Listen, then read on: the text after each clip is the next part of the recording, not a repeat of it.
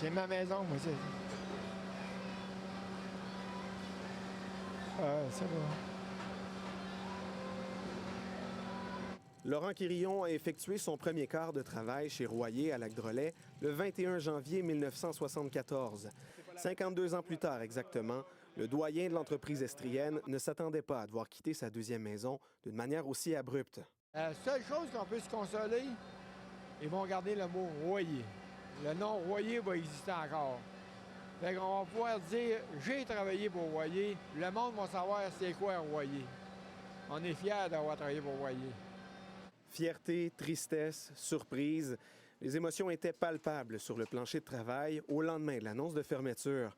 Pour certains employés, la nouvelle est surtout venue sonner le début d'un nouveau chapitre, même si le deuil reste à faire. Je trouve ça de valeur parce que j'étais parti pour faire une belle pré-retraite. Les usines pour femmes, il n'y en a pas beaucoup. Puis, ils sont quasiment presque toutes fermées, là. Fait qu'on va aller dans d'autres domaines. Ouais. Il y a une pénurie de main-d'œuvre un peu partout. Je pense qu'on va être capable de se replacer ailleurs. On en remercie la première famille qui a fondé ça. Ça doit être des grosses journées aujourd'hui de voir que ça se termine. La fermeture de l'usine entraînera une restructuration de la chaîne d'approvisionnement du fabricant qui pourrait rapatrier une partie de sa production à son usine de Sherbrooke. Malgré la nécessité de ce changement pour la santé de l'entreprise, le président de Royer n'est pas insensible au choc vécu par ses employés.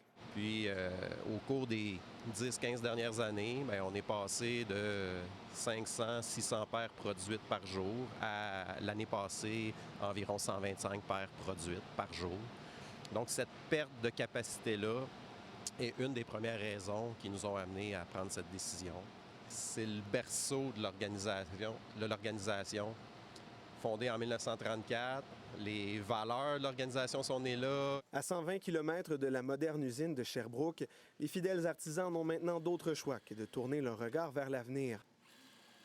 Mais malgré le fait que les machines à coudre de Lac-Drolet seront bientôt leur dernier filon et que le grincement des machines s'essoufflera, les souvenirs et les amitiés resteront bien vivants. J'ai décidé de faire toute ma vie ici, puis je ne la regrette pas du tout. Ici Guillaume Renaud, Radio-Canada, à Lac-Drolet.